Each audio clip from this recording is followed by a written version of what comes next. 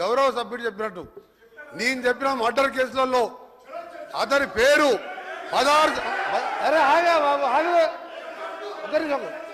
నేను చెప్పినట్టు మర్డర్ కేసులలో ఆయన కోర్టు చుట్టూ 16 సంవత్సరాలు తిరిగిండా లేదా కోర్టు రికార్డులో ఉంటుంది.